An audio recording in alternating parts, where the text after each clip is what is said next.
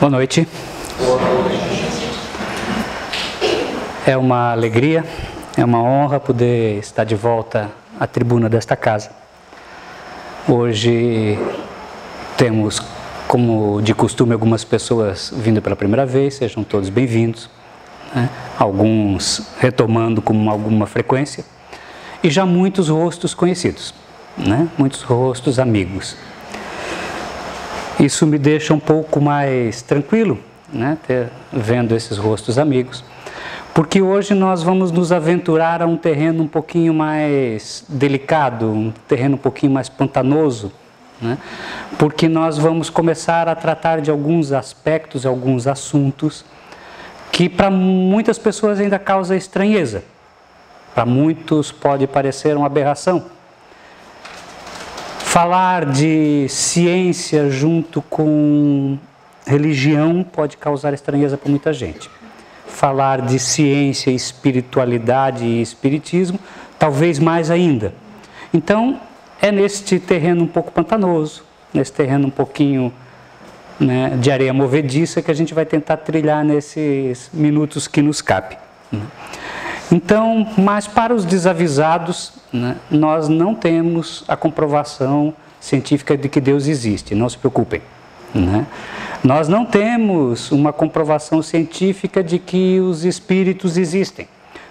Nós não temos ainda uma comprovação científica categórica de que nós reencarnamos. Falando de 3 pontos básicos da doutrina. Porque se essas comprovações fossem cientificamente irrefutáveis, o mundo já seria outro. Né? Nós vamos falar sobre pesquisas, sobre buscas e sobre deduções que se tem dessas buscas. Então, para que a gente já não fique, num primeiro momento, assim, com essa ideia enganosa. Nós estamos lendo há pouco os comentários da divulgação que foi feita desta palestra pela casa na rede social, nas redes sociais, e alguns comentários desse tipo: que bobagem, não tem como provar, não tem como provar nada disso, né? Onde é que já se viu querer misturar ciência com religião? Comentários desse tipo, porque causa talvez essa estranheza nas pessoas de achar que nós vamos estar falando de dados comprovatórios. Então vamos trabalhar um pouco e entender por que esse assunto veio à tona como objetivo para hoje, né? Quando nós pegamos as primeiras obras da doutrina espírita, estão ali, né, que são as codificadas, estruturadas pelo mestre Allan Kardec lá em 1857, nos anos que se sucederam o seu trabalho, o primeiro livro de 1857, observa-se desde o início que ele fala que doutrina espírita tem mais de um pilar, tem mais de um ponto base. É como se nós estivéssemos falando de um tripé, igual esse que segura a nossa câmera, né, com 3 pés. Né? Ele fala que nós temos um aspecto filosófico, que é um dos pontos principais, porque da filosofia, da busca, dos questionamentos humanos, surgem as principais doutrinas. E não vai ser diferente no caso da doutrina espírita, que vai ter buscas e respostas para aquelas questões mais básicas a respeito da humanidade. Quem somos? Por que estamos aqui? E principalmente para onde vamos? Só que a doutrina espírita, quando ela nasce de uma condição diferente da grande maioria das religiões. A maioria das religiões surge da visão que o homem tem perante o mundo. É assim desde os primórdios. É assim desde que o homem começa a engatinhar lá nas tribos, em qualquer latitude, em qualquer época da humanidade. Só que a doutrina espírita surge de uma forma diferente. Ela surge de observação de fenômenos. Nenhuma outra religião surge dessa forma, né? Kardec foi convidado para presenciar reuniões onde haviam fenômenos colocados na época como estranhos. Até fenômenos que muitos usavam para diversão. Mesas que giravam, objetos que se moviam sozinhos, e ele foi convidado para observar estes fenômenos. Então, a doutrina surge de uma observação de fenômenos. Né? O que surge a partir da observação de fenômenos normalmente? As pesquisas, as ciências. Né? Então ele coloca que a doutrina espírita nasce nesse aspecto. Então ela nasce de uma forma diferente, ela nasce a partir da pesquisa. Só que quando ele observa esses fenômenos, começa a buscar e interagir com o que ali estava acontecendo. Começa a fazer questionamentos, observa que esses objetos não apenas se moviam, mas eram capazes de responder perguntas através de um código que se criou de batidas, muito parecido com o que a gente entende hoje como um código Morse.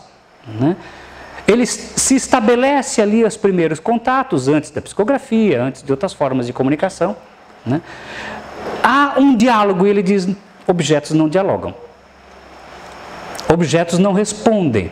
Então, se há aqui uma comunicação, há uma causa inteligente por trás. E ele começa a conversar com essa causa, até que elas se apresentam, então, como espíritos. Nasce um diálogo, nasce um processo, baseia-se na filosofia para uma série de questões, e ele ousa lançar o primeiro livro, o Livro dos Espíritos, que não é o livro de Allan Kardec sobre os espíritos, ele diz que é o livro dos próprios espíritos, porque foram eles que responderam as questões. Essa introdução é necessária, é importante para nós entendermos que a doutrina nasce da observação dos fenômenos, é baseada em filosofia, mas ele diz o seguinte, essas questões que nós estamos trabalhando aqui, porque trata da vida após a morte, porque trata da existência ou não de nós depois de morrermos, tem consequências no campo religioso. Esse aspecto da vida após a morte até então era tratada única e exclusivamente pela religião. Ele faz esse caminho contrário, usa os fenômenos, adota os fenômenos como uma forma de pesquisa, conversa com as entidades que ali se apresentam e isso há consequência então no campo religioso. Por isso que eu coloquei esquecido, porque este campo religioso, ao menos aqui no Brasil, toma um âmbito maior do que os outros dois aspectos. E hoje a doutrina espírita ou o espiritismo é tida e é vista por a maioria de nós como uma religião, do qual alguns acreditam, do qual outros debocham, do qual uns veneram, do qual outros reprovam de alguma forma. Né? Mas os outros aspectos que deram base muitas vezes são esquecidos. E é sobre isso então que nós trazemos uma frase de Kardec, que está logo no início das suas obras, onde ele diz assim, a ciência, a filosofia e a religião, este não é de Kardec, é de Emmanuel, né? Vamos chegar numa frase de Kardec. Emmanuel é o espírito que escrevia pela mão do Chico Xavier, um dos que mais escreveram, e que se apresentou como guia do Chico Xavier e do qual nós temos uma infinidade de obras. Diz ele então, o Emmanuel, numa página muito interessante, que ele diz assim, a ciência, a filosofia e a religião constituem um triângulo sobre o qual a doutrina espírita assenta suas próprias bases. É o que estamos colocando até agora. Preparando a humanidade do presente para a vitória suprema do amor, da sabedoria e do grande futuro. Então o Emmanuel também coloca essa mesma questão. É um triângulo onde está a base do conhecimento e da doutrina espírita. E complementa ele então nesta mensagem que é intitulada O Sublime Triângulo, coincidentemente. Né? Não será justo em nosso movimento libertador da vida espiritual prescindir, ou seja, deixar de lado da ciência que estuda, da filosofia que esclarece e da religião que sublima. Então ele coloca que a proposta espírita é unir, trazer essas áreas que até então eram muitas vezes antagônicas para um único propósito doutrinário. Será que essa busca desta vida, além da vida, procurar entender isso é novo? Será que isso é novo? Será que a partir da doutrina espírita que aconteceu? É muito antigo. Né? Se nós formos olhar lá na mitologia da Grécia, nós vamos encontrar um mito muito interessante, o mito de Orfeu, né? Orfeu era um filho de um dos grandes deuses, né? E tinha entre os seus poderes o poder de encantar as pessoas através da sua música. Quando ele tocava, todo mundo parava, de tão sublime que era a música que ele tocava. O mito, o conto, diz que de tal forma era sublime a música de Orfeu, que os animais paravam o que estavam fazendo, não só os homens, né? E para tornar mais poético, que as árvores se curvavam em direção da música, né? Então, Orfeu encantava a todos, e nesse encantamento a todos, né, ele se apaixona por uma das que se encantaram pela música dele, por uma humana, né? Se apaixona por essa humana e quer casar com ela. Mas, como era uma moça muito bonita, né, muito procurada por todos, obviamente Orfeu também teve, né, aqueles que também desejavam a moça, né? Mas quem é que pode com Deus, né? Então, como você tinha ali, né, um dos deuses querendo a moça, né, o tal do rapaz não tinha chance nenhuma. E enraivecido, né, resolveu matá-la, né? A moça morre, né, e desce para o mundo dos mortos na mitologia grega. E ao descer ao mundo dos mortos, Orfeu não aceita a situação, né? E ele resolve descer ao submundo, né? Vai, encontra o barqueiro, que na mitologia é o que conduz as almas ao submundo, né? E convence o barqueiro a levá-lo até onde estava a sua amada, né, tocando música. O barqueiro fica tão encantado que aceita a proposta, né? Desce ao submundo, né, convence as entidades que ali estão a deixá-la ir de volta com ele, né? Acharam um absurdo, né? Como é que ele convence? Com a música, né? Toca a música maravilhosamente.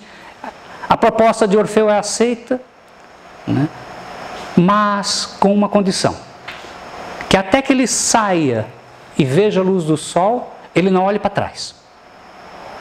Sai ele então à frente, tocando a sua harpa, com sua amada atrás, né?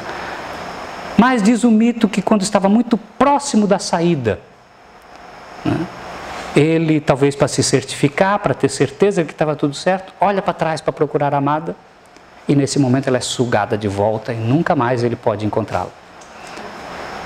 O mito é bonito, tem várias nuances que aqui a gente reduziu, né? Mas desde sempre o homem tenta buscar alguma forma de conhecer a respeito do que ocorre no outro lado da vida, né? E de resgatar esta vida de alguma forma. Quando nós nos propusemos a trabalhar o lado científico, e tentando entender um pouco esse conflito que ainda hoje as pessoas colocam entre ciência e religião, eu procurei separar então em 3 grandes tópicos, ou 3 grupos, para que nós entendamos um pouco a proposta a ser apresentada. A primeira, que a doutrina espírita tem relação com ciência pelo método científico que Kardec usou para esclarecer os fenômenos. Vamos trabalhar um pouco disso também, mas vamos lá. Primeiro aspecto, o método que ele usa é um método científico. A segunda questão que gostaria de conversar é: Espiritismo busca a ciência, busca se aproximar com a ciência. É uma outra faceta. E a terceira é: a ciência busca e tenta de alguma forma verificar que aquilo que a proposta espírita coloca é verdadeiro? Então, primeiro método. Segundo, o Espiritismo aceita a ciência. E a terceiro, a ciência aceita ou busca comprovação de aceitação do Espiritismo. Então, na primeira questão, no método científico, quando nós falamos do tríplice aspecto, um dos pontos fundamentais importantes é: Allan Kardec partiu de método científico para estudar. Ora, quando nós dizemos que há uma ciência estudando alguma possibilidade de fenômeno, você não está ainda dizendo que o fenômeno é algo verdadeiro. Como não? Que absurdo é esse? Não? Alguém já ouviu falar de pesquisas da NASA em busca de vida extraterrestre? Todo mundo já ouviu, né? Existe vida extraterrestre? Comprovada? Já falamos com ETs? Né? Conversamos com eles? Temos livros deles? Algum filme além de Star Wars? Né? Mas a pesquisa científica existe. A busca científica existe. Por quê? Porque existe a hipótese, e é uma hipótese que se busca esse processo ali. Então, quando Kardec faz a sua estrutura, ele utiliza método científico. O que não quer dizer ainda que ele tenha conseguido alguma prova cabal que tenha mudado o conhecimento humano a esse respeito. Então, diz ele que sim, é uma ciência, o Espiritismo, que estuda a natureza, a origem e destino dos espíritos, bem como sua relação com o mundo corporal. Então é ciência, porque estuda dessa forma, que analisa dessa forma os fenômenos que aconteceram. Né? Da mesmo jeito que nós falamos aqui a respeito da busca extraterrestre por cientistas sérios. Né? Porque é um fenômeno e, né, e uma hipótese a ser estudada. Então, como coloquei no início, Kardec parte dos fenômenos. Tem como base, como fundamento de sua busca, o fenômeno que acontecia. Né? E para estudar o fenômeno, não simplesmente para a maioria de nós, como se deparasse com alguma coisa assim, ou teria medo, ou teria atitudes mais simplistas. Kardec usou método científico, o mesmo que os cientistas utilizam, não existe um único, um dos métodos científicos foi o que ele usou, né? O que ele chama de experimental, que vai de observação, comparação e dedução. Observa o fenômeno, compara, verifica o quanto isso é possível reproduzir em outras condições e deduz a respeito disso. Né? Claro que a gente está sempre simplificando, o processo é mais complexo. Né? Então ele usa método científico para estudar. Da mesma maneira que o botânico usa para estudar algumas coisas, o que o engenheiro usa para estudar outras, ou seja, avalia antes de botar uma hipótese efetiva. Então ele é ciência porque ele usa um método científico para, a partir da observação, chegar na dedução. Essa é uma das questões. Então, sim, é ciência porque estuda. É ciência porque já concluiu? Não, é ciência porque estuda. Né? Mas nós temos uma outra característica importante.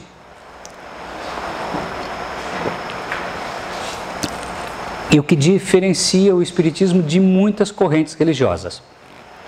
O Espiritismo não aceita a hipótese de que algo esteja comprovado pela ciência e não esteja dentro do seu conjunto de conhecimento. Ah, mas isso é óbvio. Não, não é tão óbvio.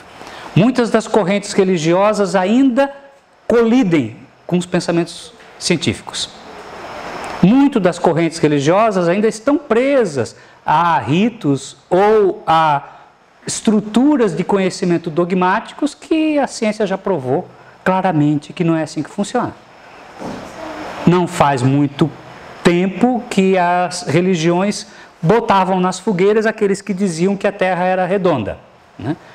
Para a tranquilidade de muitos, você pode descobrir na internet que a Terra é plana, mas isso já é outra história. Né? Então, quem quiser ir até atrás da Terra plana, que vá. Né?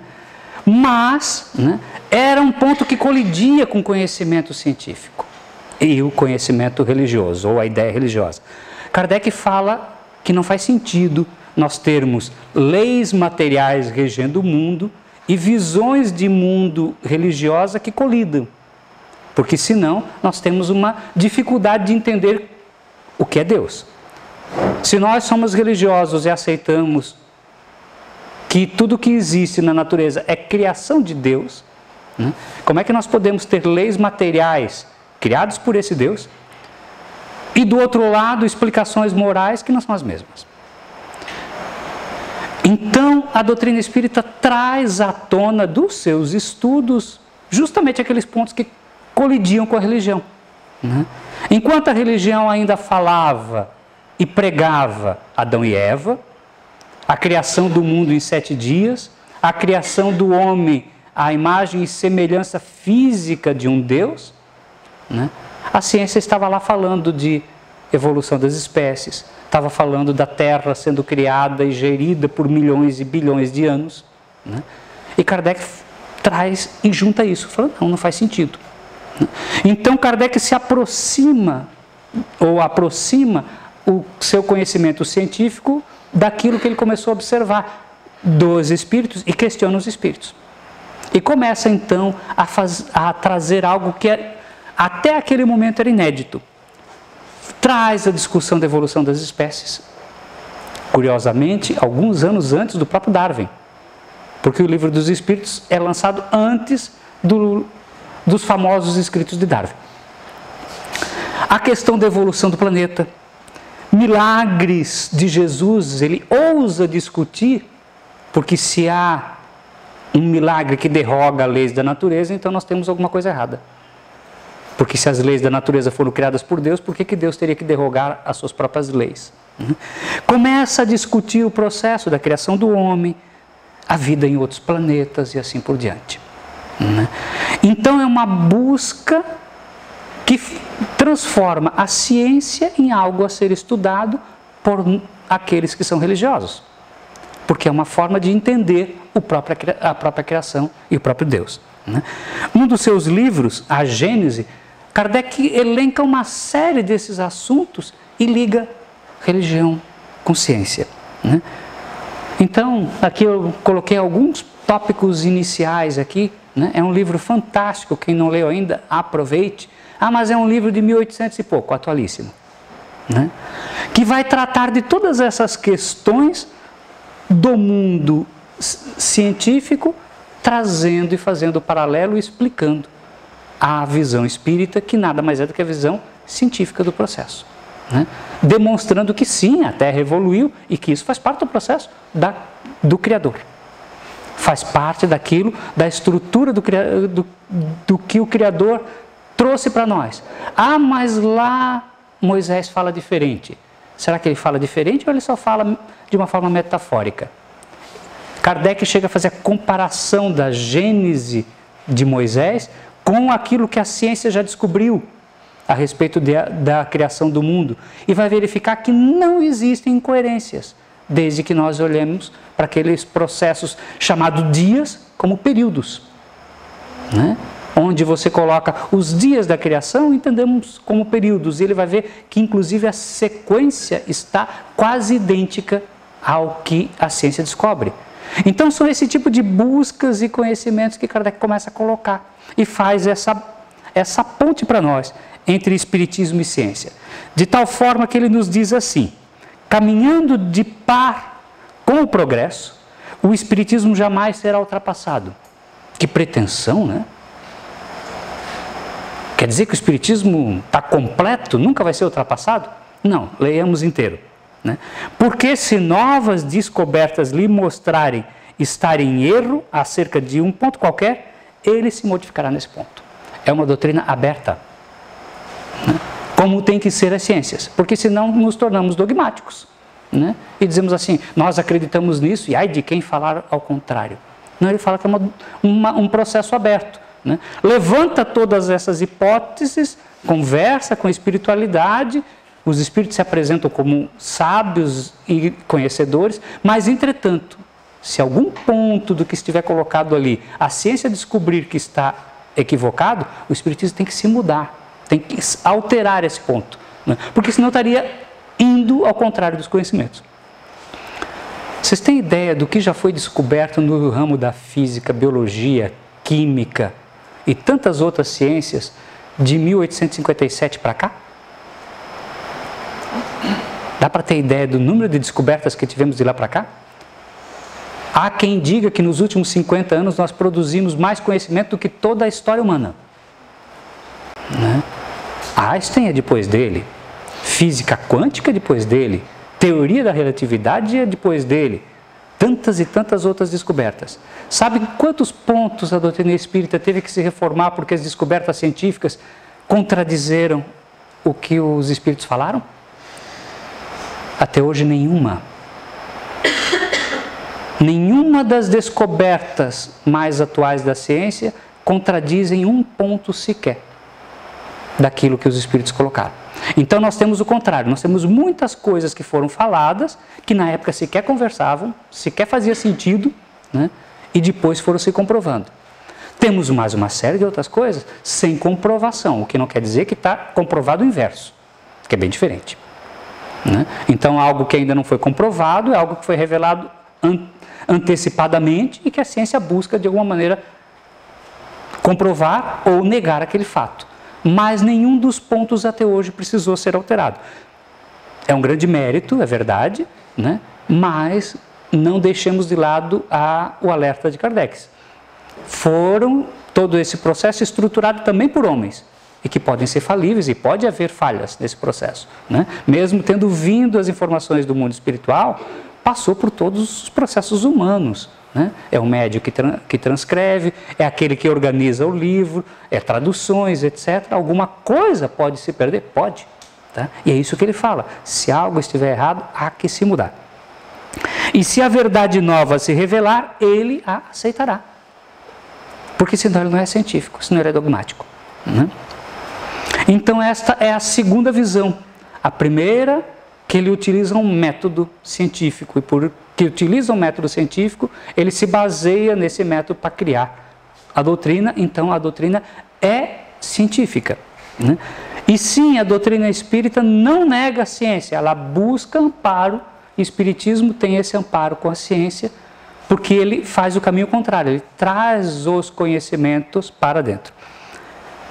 Mas o inverso, aquilo que a doutrina espírita traz de novidade, a ciência de alguma maneira tenta se aproximar e verificar se é verdade? Né? Talvez seja aqui o ponto que a maioria pensou que essa palestra ficaria, única e exclusivamente, é as comprovações ou os estudos científicos dos fenômenos e das informações que a doutrina espírita traz. Então este é o aspecto interessante.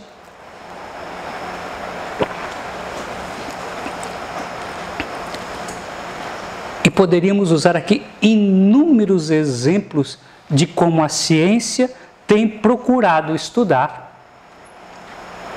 procurando comprovar ou negar fenômenos que ocorrem ditos paranormais, espirituais, espíritas, né? Há situações clássicas que nós vamos ver desde a época de Kardec, de vários cientistas que se debruçaram a respeito desses processos. Mais recentemente, nós temos outras pesquisas também nessa linha. Pesquisas a respeito de EQM, experiências quase-morte. Lembranças espontâneas de outras vidas, há pesquisas nesses aspectos. Regressão de memória por hipnose. Experiências feitas com médiuns. Fenômenos de xenoglosia. Quem não está habituado com a palavra, são situações onde pessoas que não tiveram contato com outro idioma começam a falar fluentemente um outro idioma. Então a pesquisa séria sobre isso. E questões que hoje se busca algum confronto, alguma sobreposição de ideias entre aquilo que a física quântica fala e doutrina espírita. Eu vou pincelar um pouco a respeito disso. Nós temos um espaço de tempo limitado e o objetivo era a gente instigar, né, e não dar resposta sobre todo o aspecto que não é possível. Vamos falar um pouco desses clássicos.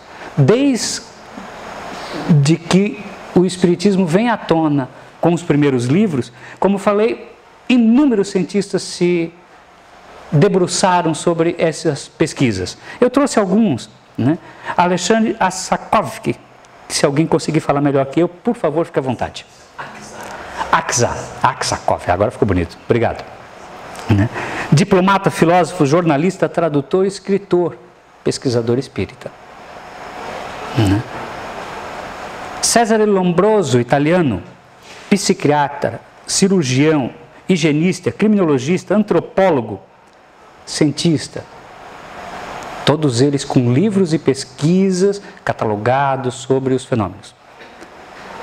Arthur Conan Doyle foi escritor, criador de um personagem muito famoso para muitos de nós, o Sherlock Holmes. né? Ele foi um dos grandes pesquisadores. Robert Hare, físico e químico de grande renome, americano, né? Pesquisou seriamente todos os fenômenos, comprovou a veracidade dos fenômenos. Camille Flammarion, esse mais conhecido entre os espíritas, porque tem livros até hoje sendo estudados, circulando nas bibliotecas, foi astrônomo, pesquisador, recebeu prêmios científicos de alto valor à época, espírita, pesquisador, condutor de várias pesquisas a esse respeito, né? Vamos trazer para exemplificar um pouco de alguns desses pesquisadores lá do século XVIII, né? Trazendo um pouquinho mais de detalhes, por exemplo, Sir William Crookes, né? Aqui a data de vida dele. Ele foi pouca coisa, né? Ele foi físico e químico britânico, né? Entre outros grandes estudos, ele descobriu um elemento químico novo, né? Coisa fácil, tranquilo, né? Ele é inventor, tem vários inventos, entre deles um dos mais celebrados, o radiômetro, que mede radiações. Ele pesquisava essa área da química, né? Tem estudos a respeito dos raios catódicos, né? Aqui somos todos novinhos, mas a gente já deve ter visto assim fotografias, né? Que as TVs não eram sempre fininhas como são hoje em dia, né? Ninguém aqui viu TV grossa assim, né? Eu não vi, né? Vocês também não, né? A TV eram compridas porque antes dela ser digital, né? Eram analógicas, elas tinham um tubo, né? O pessoal chamava tubo de imagem, né? Eram tubos de raios catódicos, né? Criados a partir das pesquisas de William Crookes. Então nós estamos falando de um cientista, né, que chegou a ser presidente da Royal Society de Ciência, né, a Sociedade de Ciência Real da Inglaterra. Ora, ele foi chamado pelos seus pares para ir lá e desmascarar esse tal de espiritismo, né? Desse negócio que as pessoas estão começando a acreditar. Ele vai, né, busca pessoas envolvidas, faz pesquisas por alguns anos, né, indo com o objetivo original de desmascarar, e volta para a Real Sociedade e dizer assim: fiz os estudos, né, e comprovei que tudo aquilo que se diz é verdade, né, e me tornei espírita. Obviamente que não foi muito fácil para ele ter feito isso, né? Porque o ambiente materialista de época era tão grave, tão severo, quanto o ambiente dogmático das religiões. Mas ele faz um estudo tão profundo, né, que ele consegue se associar a médiuns que tinham capacidade de produzir materializações de espíritos. Escreve livros a esse respeito, tem fotografias, comprovações e etc. nos anais espíritas, né? Obviamente, no lado científico, no lado da ciência, só se fala das outras descobertas dele. As descobertas, os estudos que ele faz a respeito de espiritismo, não se fala, né? Deixa-se de lado. Mas os livros estão aí até hoje para que possamos fazer a busca e verificar os estudos dele, né? Mas atualmente essas buscas continuam, essas pesquisas continuam, né? Vamos pincelar algumas questões. Teoria ou terapia de vidas passadas, também chamada de regressão de memória, né? Ela está ligada às psicoterapias, à psicologia, e é utilizada para curas de vários traumas, né? Muitos de nós já devemos ter ouvido falar, são situações onde as pessoas buscam soluções para os seus traumas psicológicos através da hipnose, e pela hipnose elas voltam a falar do passado, né? Falando de quando eram crianças, lembrando claramente de coisas que conscientemente não lembram, né? E o terapeuta começa a indicar, pedindo para ela ir além. Ela começa a lembrar de situações enquanto estava no útero, o que é muito curioso, né? Porque a maioria de nós tem a noção de que o feto não tem consciência, porque o cérebro não está totalmente formado para lembrar do que aconteceu, do que ouviu dos pais da mãe enquanto tinha 3 meses de gestação, por exemplo, né? Mas a criatura, por esse processo de regressão, fala disso. E os primeiros pesquisadores começaram a perguntar: e você consegue lembrar antes? Como antes? Né? Antes. Porque ele começava pela hipnose buscando informações inconscientes, foram reduzindo a idade, e quando voltaram antes, a criatura começou a falar de épocas anteriores ao seu nascimento. Como é que trata isso? Não trata.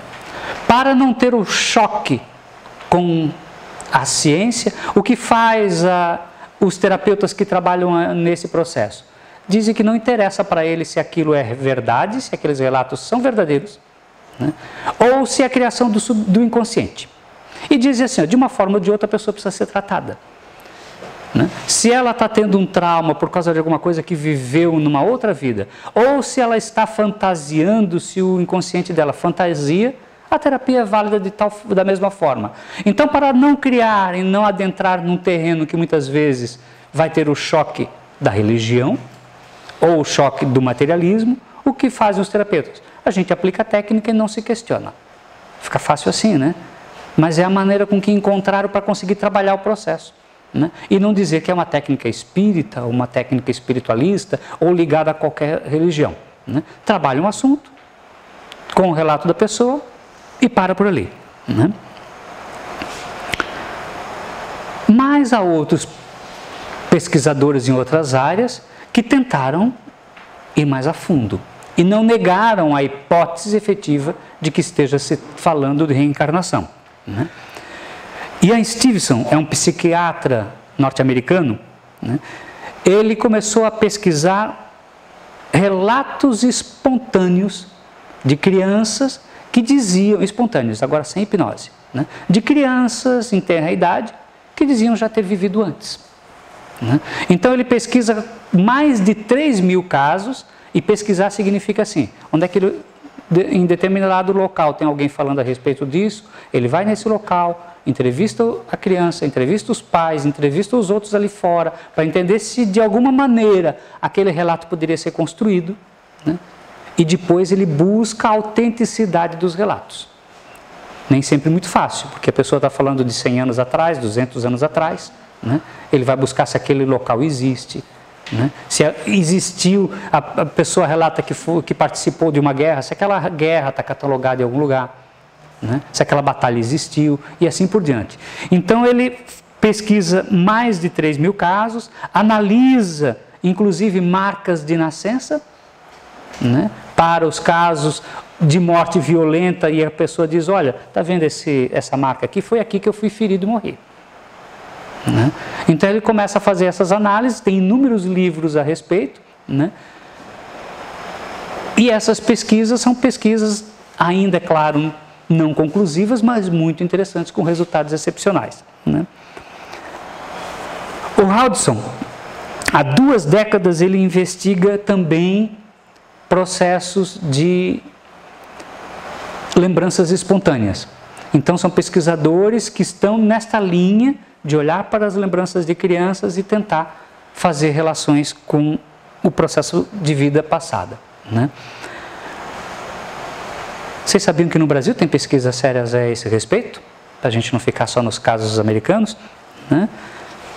NUPES é uma sigla para Núcleo de Pesquisa em Espiritualidade, Espiritualidade e Saúde, da Faculdade de Medicina da Universidade Federal de Juiz de Fora.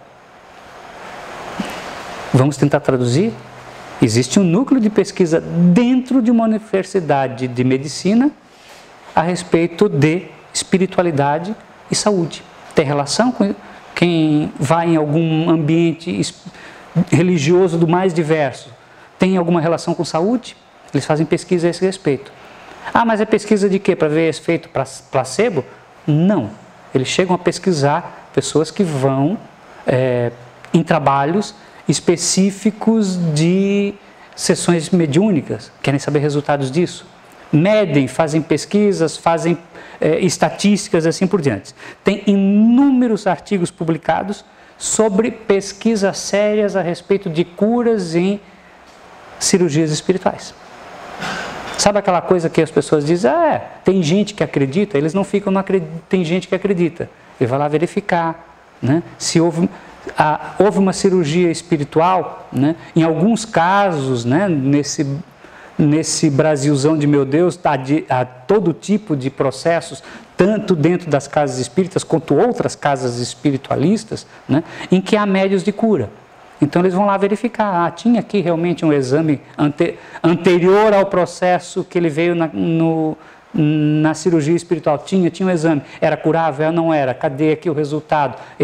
Vão buscar esse tipo de coisa. Vão descobrir se há fraudes, né, em casos onde o espírito, através do médium, faz cirurgias físicas, né? Quem já não viu em documentários de TV, etc., aquelas questões onde o médium, incorporado por um espírito, corta a pessoa, né, sem anestesia, põe a mão, tira coisas, faz cirurgias de catarata a quente, sem nenhuma anestesia. O que o pessoal do NUPES vai lá verificar? Vai verificar se o material colhido, retirado ali, é da própria pessoa mesmo, faz pesquisa de tipo sanguíneo, DNA, etc., para verificar se não é fraude, se não botaram lá sangue de galinha, né? Essas coisas assim. Tá? Então fazem pesquisas sérias a respeito disso, tanto do fenômeno quanto dos processos de cura, né? Então, para a gente verificar que sim, existem pesquisas a respeito disso, bem interessante. Há inúmeros, eu peguei aqui os dois maiores e mais bem conhecidos. O PROSER, este é um programa de saúde, espiritualidade e religiosidade do Departamento de Psiquiatria da USP, da Universidade de São Paulo, né? Já fundado em 1999, já estamos aí há 21 anos deste programa no ar. Tá? Olha o que eles fazem. Examina os efeitos da religião na saúde das pessoas, como nos casos de cirurgias mediúnicas também. Tá? Fazem estudos sobre o resultado de sessões mediúnicas para tratamento de casos de saúde mental. Ousados, né? Ousados. Então está ligado com o departamento de psiquiatria, tá? Tem gente que leva seus entes queridos em reuniões mediúnicas para tratamento, eles vão fazer pesquisa a respeito disso. Melhorou, não melhorou? O que aconteceu? Se até então a gente falou que tinha alguns terrenos pantanosos, aqui a gente vai afundar. Aí é um terreno mais pantanoso ainda. Tem muita gente que, se entrar aí na internet, está cheio de coisas, né? De gente que especialista num assunto muito simples, tal de física quântica, né? Assim, né? Tem muita gente altamente especialista em física quântica, né? Dizendo que a física quântica responde uma série de questões da doutrina espírita e faz uma relação e uma ilação bem complicada, né? A física quântica tem muitas questões muito interessantes, né? Mas para daí dizer que a comprovação de fenômenos espirituais ainda há um caminho a ser percorrido, né? Mas que há correlações que a gente pode começar a buscar, existe. Principalmente se, em vez de nós dizermos isso, os físicos disserem, né? Lembra que o título aqui é Ciência e Espiritismo, inverso. Vamos partir da ciência, né? Amit Goswami, meu Deus, né? Você corta essa parte depois da gravação, Arthur, por favor, né? Obrigado, né? Faço a menor ideia de como fala o sobrenome dele, né? PhD em Física Quântica, né? Pela Universidade de Oregon. Propõe um novo paradigma científico. Sabe o que é paradigma? Né? A visão da ciência ele propõe virar de cabeça para baixo. Propõe que a ciência tem que repensar a sua forma de ver o mundo e dizer assim, ó, é uma ciência dentro do primado da consciência. Sabe o que é primado da consciência? Consciência para eles é o que sobrevive após a morte, né? É um nome bonitinho para espírito. Tá? Então ele busca uma ciência dentro do conceito espiritual. E ele diz que é uma compreensão, palavras dele, que conecta vida, morte, reencarnação e imortalidade. Vida, morte, reencarnação e imortalidade. Isso é ciência ou é religião? Isso é espiritualidade ou é religião? Isso é um conceito que pesquisadores da física quântica estão colocando para tentar explicar o que eles estão descobrindo. Né? Obviamente que, mesmo entre os seus pares, ele não foi aceito. Né? E o primeiro rótulo que botaram na testa dele é: este é místico. Né? Só que ele começou a escrever artigos científicos altamente embasados do que ele estava falando. Né? E agora os seus detratores simplesmente calam-se, porque não tem argumento ainda para conseguir fazer algo melhor do que ele tem feito. Né? E ele tem buscado esses processos. Ele tem um best-seller, né, chamado A Física da Alma. Olha a relação ciência buscando espiritualidade. O nome do best-seller, A Física da Alma. E ele fala que a nossa realidade aqui, ela é toda criada através de uma coisa que ele chamou de eu quântico. Né? O que é o eu quântico? É a consciência, é o que sobrevive à morte. Alguém quer dar um outro nome? É isso aí, espíritos, almas. Né? Então, para dar um nome científico, bonitinho, ele chama de eu quântico. Né? A gente, inclusive, está pensando em mudar o nome da casa. Né? Centro Eucantismo, né? Fé, Cristo e Caridade. Ficou bonito? Né? É só um nome científico para o processo. Né? Algumas ideias dele são apresentadas num documentário que virou um filme que a gente encontra no YouTube, por aí, chamado Quem Somos Nós? Ou o nome original em inglês. Não é um filme dele, é daqueles que procuram entender o que ele tem buscado trazer. Né? Alguns amigos aqui já nos falaram muito desse filme, né, traz muitos processos interessantes, lembrando que está no caminho de pesquisa. A gente não pode olhar para este processo assim, uau, descobriu-se um monte de coisa. É a mesma história, né, da busca de vida extraterrestre. Né? Há a hipótese, há os fenômenos que estão sendo estudados e, a partir disso, tirando algumas conclusões. Né? Mas um pouco em outra área também muito curiosa, as EQMs, experiências de quase morte. O que são as EQMs? Né? São situações que se tornaram muito mais comuns do que no passado, porque se no passado uma criatura tinha uma parada cardíaca, ela morria. Simples assim. Né? Hoje se a gente chamar o SAMU a tempo, né? A possibilidade do que a gente chama de ressuscitação, né? Ou seja, você voltar a fazer o coração bater, né? É muito alta. Né? Fora isso, nossos processos cirúrgicos são muito mais controlados, então a gente tem uma evolução na última metade de século muito alta. Né? E com isso, né, trazer uma criatura que já estava quase clinicamente morta, a vida passou a ser mais comum. Né? E alguns pesquisadores começaram a se... Alguns médicos primeiro, vamos chamar eles primeiro de médicos, que antes de ser pesquisadores é que eles foram, começaram a ficar intrigados com relatos dos seus pacientes após a quase morte. Né? E esses relatos começaram a ser coincidentes, a falar processos iguais. Né? E alguns começaram a estudar isso com profundidade. O Dr. Moody tem um livro já de 1975, né? Que é Vida Depois da Vida, né? Com estudos dos relatos dessas EQMs. Né? Mais recentemente, Sam Parner, outro médico cardiologista inglês, né? Estuda profundamente o processo de EQM. Hoje ele é considerado a maior autoridade que faz pesquisas a esse respeito. E como muitas das criaturas que passavam por processo de EQM relatavam a visão, ou a ideia de que estavam flutuando acima do seu corpo, vendo o corpo físico na maca e eles flutuando, né? O Dr. Parner teve uma ideia. Né? Começou a colocar em alguns hospitais que ele tem acesso, inclusive em Juiz de Fora, pelo NUPS, né? Placas com alguns dizeres virados para cima, na mesa de cirurgia, nos luminosos. Né? A ideia dele é o seguinte: se alguém voltar de uma experiência de quase morte e dizer, está escrito tal frase aqui em cima, né? É uma comprovação de que a criatura conseguiu sair do corpo. Né? Ele não botou em muitos hospitais e ainda não temos nenhuma criatura que veio dizer o que ele escreveu ali, né? Para muitos detratores bastaria dizer isso para que não funcione. A gente sabe que o processo não é tão simples, né? E que a visão espiritual não é a mesma visão do mundo material, né?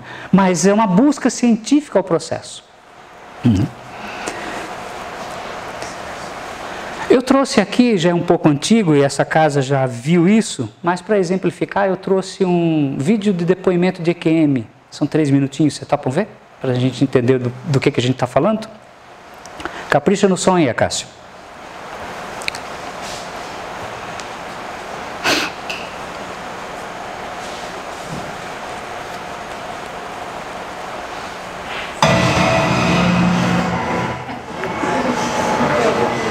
Agora um pouquinho mais alto.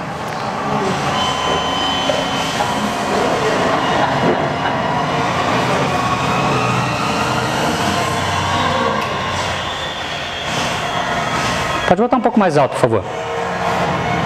Eu não sei se foi um sonho, se foi isso que falam, que tem esse negócio de sair do corpo, esse calor, aí não sei o que eu fiquei deu um branco, uma luz bem forte mesmo, assim, vindo até mim.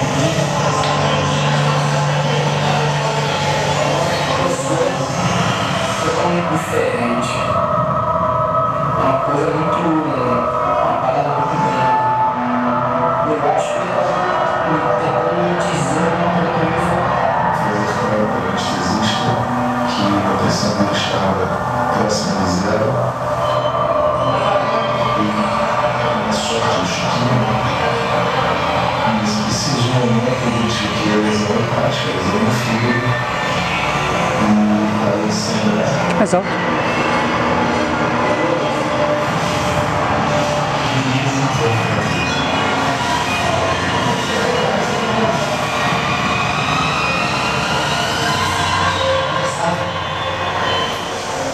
eu acho que sempre há uma intervenção divina. É só um trecho. Isso foi um documentário feito pela Rede Globo, né? Tem vários depoimentos nesse documentário. Eu trouxe um aqui, eu acho que o som não ficou muito bom, né? Em que ele fala que ele não sabe o que ele passou, ele só sabe assim que, né, no linguajar dele, foi uma parada meio branca, né? Muita luz, né? Então ele se vê fora, vê os médicos ali, se vê em direção a uma luz e a luz dizendo que não era o momento. Ele volta, né? E o médico dando o relato que ele já está acostumado com isso. Ele só diz, deve ter alguma intervenção divina no linguajar do médico, né? Porque eles estão acostumados a ouvir esses relatos, né? Ele era criança ainda, então tem o encontro dele com o médico agora. Pode apagar as luzes aí. O que talvez esteja muito alto é a abertura. Depois tu deixa o som que dê para ouvir bem as palavras, tá? Então se você estiver ouvindo aí atrás, Acácio, é porque está todo mundo ouvindo.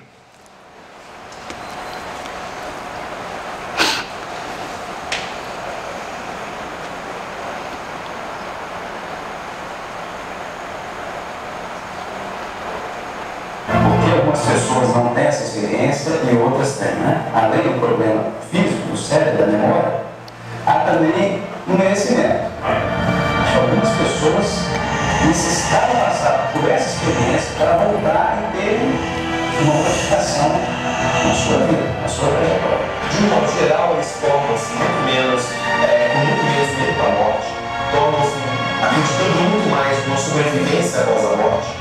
Estamos muito mais espiritualizados, mais altruístas. Eu trabalho com investimento estrangeiro no Brasil e agora estou mudando um pouco de profissão, eu voltar a ser professor universitário e devolver o mundo aquilo que a gente aprendeu com a experiência. É como se eu estivesse determinado para mim mesmo que eu tinha uma programação existencial, uma coisa a resolver e coisas a fazer nessa minha vida para cumprir o meu papel. Não era uma missão de vida, não sei o quê, não era grandioso, não normal, mas eu tinha a minha. Igual você tem a sua, cada pessoa tem a sua. 10 anos depois do acidente com o Chiquinho, ele encontra pela primeira vez com um médico que ajudou a salvar a sua profissão. E é muito bom saber que ele está bem, que ele está bem, e saber que a gente teve uma pequena interferência nisso é muito bom para uma vida. nos faz continuar, o que faz a gente conseguir. Eu não tenho medo da morte, mas o que eu passei, eu não tenho mais medo de morte. Eu já encaro como uma coisa natural, normal. Não tem preconceitos e acho que é uma coisa que pode acontecer. Os cientistas, eu acho que eles têm, pelo menos, pensar na hipótese do transcendental, ou do espiritual. Infelizmente, uma parte dos nossos cientistas, eles não querem nem falar, nem citar. Eles simplesmente ignoram. E as teorias médicas ou psicológicas para explicar a EDM, nenhuma delas se sustentaram.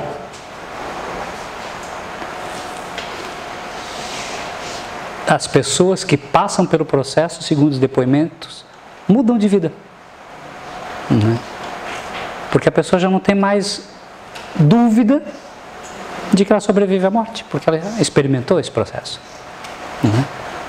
Então, como eles dizem, os próprios médicos observaram que as pessoas mudam, passam a ser mais altruístas, mais procuradas, propensas a buscar o amor ao próximo, a entender a vida de uma forma diferente e não ter medo da morte, que muita gente ainda tem.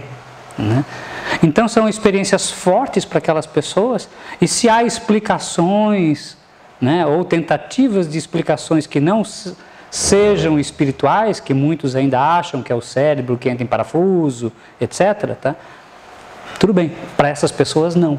As que viveram têm plena consciência do que viveram. Eu vou colocar um último videozinho, acho que ainda temos um tempinho, é uma propaganda do NUPS, para a gente entender um pouco mais o que eles fazem.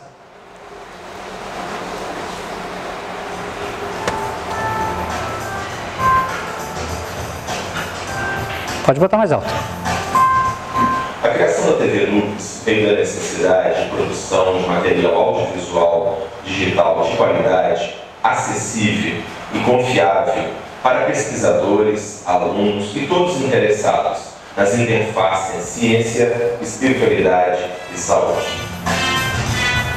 O NUPS, que é o Núcleo de Pesquisa em Espiritualidade e Saúde, faz parte do Programa de Pós-Graduação em Saúde da Faculdade de Medicina da Universidade Federal de Juiz de Fora. A CAPES, que avalia todas as pós-graduações do Brasil, avaliou recentemente o nosso programa e concedeu o conceito 5, que significa muito bom. O NUPS tem 3 objetivos principais. O primeiro é o desenvolvimento de pesquisas de qualidade sobre as relações de espiritualidade e saúde. O segundo objetivo é a formação de pesquisadores bem qualificados para atuarem nesta área. E, por fim, a produção de informações confiáveis e acessíveis para o público em geral sobre pesquisas na área de espiritualidade e saúde.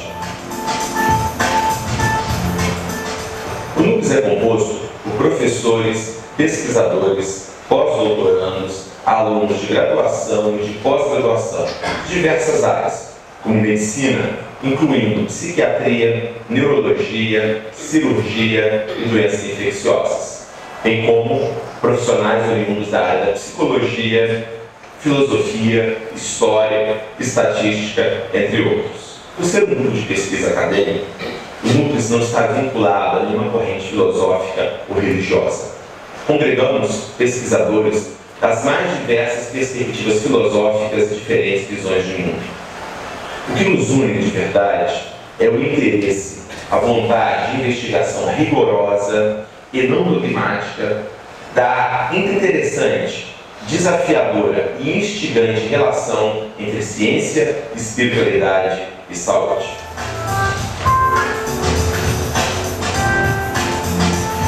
As pesquisas do NUPS se dividem basicamente em 3 linhas. A primeira delas é a epidemiologia da religiosidade, em que investigamos basicamente de que forma as diferentes formas de envolvimento religioso se relacionam com indicadores de saúde.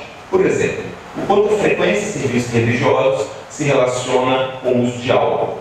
Ou, por exemplo, o quanto os vários níveis de envolvimento religioso e espiritual impactam a qualidade de vida de pacientes com transtorno bipolar, ou, por exemplo, impactam a qualidade de vida e os sintomas de pacientes em hemodiálise, mostramente respeito às experiências espirituais e religiosas. Nós procuramos, nessa área, fazer uma investigação abrangente, interdisciplinar, com aspectos de neuroimagem, fisiologia, fenomenologia, neuropsiquiatria, psicologia, de diversas experiências espirituais, como, por exemplo, os transes religiosos e as experiências de quase morte. Por fim, nossa terceira linha diz respeito à história e filosofia das pesquisas científicas em espiritualidade. Nós procuramos compreender pesquisas anteriores e atuais que buscaram compreender, do ponto de vista científico, o fenômeno religioso ou espiritual. Nós estamos atualmente investigando pesquisadores do século XIX, como William James e Allan Kardec.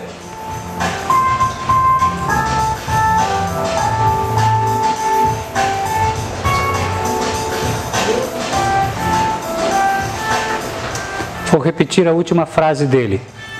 Nós estamos atualmente pesquisando pesquisadores do século XIX, como, por exemplo, Allan Kardec. Então, há muita pesquisa e é de muito interesse de alguns. E outros, é claro, ainda veem de uma forma preconceituosa. E já que falamos de Kardec, é muito curioso que Kardec vai falar sobre a aliança entre ciência e religião. Sabe qual dos livros? No Evangelho segundo o Espiritismo. Poderia ser na Gênesis. Sim, na Gênesis ele também fala.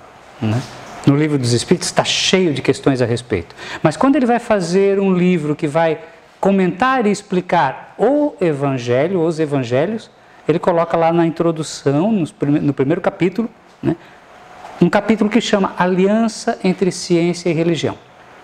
Então diz, não existe entender Evangelho deixando de lado a religião. E diz ele assim, a incompatibilidade que se acreditava haver entre as duas, entre a ciência e a religião, foi daí a causa dos conflitos de onde nasceram, de um lado a incredulidade e do outro a intolerância. E daí faz ele uma chamada para os tempos que estão vindo. Diz ele assim, os tempos são chegados em que a ciência, deixando de ser exclusivamente materialista, deve inteirar-se do elemento espiritual.